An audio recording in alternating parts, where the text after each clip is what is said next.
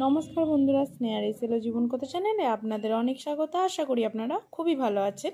আজকে আমি আপনাদের খুব সহজেই আম কাসুন্দি করে দেখাবো। এই জন্য দেখুন, প্রথমে সর্ষেটাকে সারাদিন রোদে শুকনো করে নিয়েছি। এরপর মিক্সার বোলের মধ্যে গুঁড়িয়ে নিয়েছি। আপনারা চাইলে শিলনোড়ার মধ্যেও শুকনো এটাকে গুঁড়িয়ে নিতে পারেন। এরপর দেখুন, আমটাকে এরকমভাবে কেটে ছাল ছাড়িয়ে আমটাকে আমরা শুকনো করে নিয়েছি সারাদিন রোদের মধ্যে। এরপর শিলনোড়ার মধ্যে আমরা এইভাবে ছেঁচে নিয়েছি। আপনারা যেভাবেই হোক এটাকে এরকমভাবে ছেঁচে নিতে পারেন।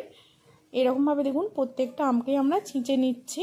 আমটা কিন্তু আপনাদের অবশ্যই রোদ লাগিয়ে নিতে হবে, না হলে আম থেকে জল বেরোতে পারে, সেক্ষেত্রে কিন্তু কাসুন্দি নষ্ট হয়ে যেতে পারে। তাই আমটাকে আপনাদের শুকনো করে নিতে হবে, ভালোভাবে পরিষ্কার করে ধুয়ে কেটে।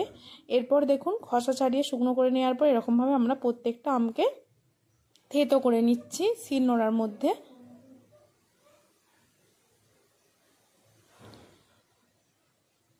দেখুন, আমরা যতটা আমের কাসুন্দি বানাবো সেটা পুরোটাই কিন্তু আমরা থেতো করে নিয়েছি। এভাবে কিন্তু আপনারা করতে পারেন। এতে এইভাবে করলে আমের কাসুন্দির যে ঝাঁসটা, সে অরিজিনাল ঝাঁসটাও পাওয়া যায়, আর খেতেও অনেক সুস্বাদু হয়, আর সারা বছর সংরক্ষণও করা যায়। এরপর দেখুন, একটা পাত্রের মধ্যে আমটাকে এভাবে আমরা মুঠো করে ধরে রসটা যতটা পারছি আমরা নিচুড়ে বের করে নিচ্ছি।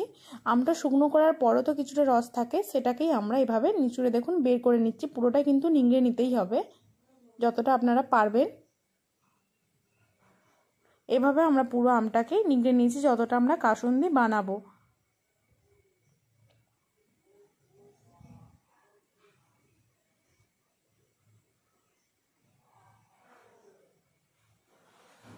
দেখুন, সমস্ত আমটা কিন্তু আমরা নিংড়ে পুরো রসটা বের করে নিয়েছি। এরপর একটা জায়গার মধ্যে আমরা নিয়ে নিয়েছি পরিমাণ মতো লবণ আর কিছুটা পরিমাণ হলুদ গুঁড়ো। তার সাথে এরপর আমরা থেতো করে নিংড়ে নেওয়া আমগুলোকে নিয়ে নিয়েছি। তারপর আমরা উপর থেকে দিয়ে দিয়েছি সর্ষেটা কিন্তু একটু বেশি পরিমাণে লাগবে। সর্ষের পরিমাণটা একটু বেশি হওয়া দরকার, কারণ কি এটা সর্ষের জন্য ঝাঁঝ হয়। আর আপনারা যে কালো সর্ষেটা হয় এটা কিন্তু ইউজ করবেন, তবে ঝাঁঝটা অনেক ভালো আসবে। এরপর এটা আমার বাবা মেখে দিচ্ছে, কারণ কি আমাদের মিতমতে অনেকে বিশ্বাস করে না যে কাসুন্দি সবার হাতে টেকে না আমাদের, তাই আমাদের বাড়ির মধ্যে আমার বাবার হাতেই কাসুন্দি টেকে, তাই আমার বাবা মেখে নিচ্ছে। আর এটা আপনারা আরেকটাও ট্রাই করতে পারেন। আমার মা বলে যে যাদের রাগ বেশি হয় তাদের হাতে কাসুন্দি অনেক ঝাঁঝও হয় আর অনেক দিন বেশি টেকে, সেই কারণে আমার বাবাকে দিয়ে মাখাচ্ছে।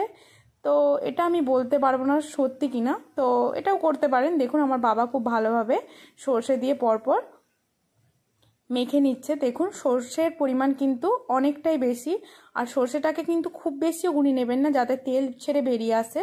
সেইভাবে আপনাদের দেখে সর্ষেটাকে গুঁড়িয়ে নিতে হবে। দেখুন, খুব ভালোভাবে এরপর মেখে নিতে হবে যাতে আমের মধ্যে সর্ষেটা খুব ভালোভাবে চলে যায়।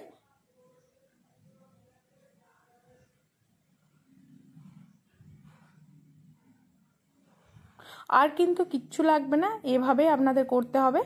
আর লাগবে আপনাদের একটা কাঁচের বোল। কাঁচের বোলের মধ্যে না রাখলে কিন্তু কাসুন্দি পচে যাবে, তাই আপনাদের একটা কাঁচের বোল লাগবে। আমরাও একটা কাঁচের বোলকে আগে থেকে খুব ভালোভাবে ধুয়ে পরিষ্কার করে রেখেছি। তারপর আপনাদের কাসুন্দিটা কিন্তু ঠান্ডা জায়গায় রেখে দিতে হবে। দেখুন, কাঁচের বোলের মধ্যে আমরা পুরো কাসুন্দিটাকে ধীরে ধীরে ভরে দিচ্ছি। এরপর মুখটাকে খুব ভালোভাবে বন্ধ করে একটা এয়ারটাইট কাঁচের বোল নিয়ে তার মধ্যে ভালো করে রেখে বন্ধ করে নিলেই এই কাসুন্দিটি একদম রেডি। এভাবে আপনারা একবার হলেও ট্রাই করে দেখতে পারেন। আশা করি আপনাদের খুবই ভালো লাগবে। ভালো লাগলে লাইক, শেয়ার, কমেন্ট, সাবস্ক্রাইব করে স্নেহার এসেলো জীবন কথা চ্যানেলের পাশে থাকার অনুরোধ রইল। পরবর্তীতে নতুন রেসিপি নিয়ে আবার ফিরে আসবো। দেখুন, কালারটাও কিন্তু খুব সুন্দর হয়েছে আর ঝাঁঝটাও কিন্তু খুব ভালো হয়েছে, তাই অবশ্যই একবার হলেও বানাবেন।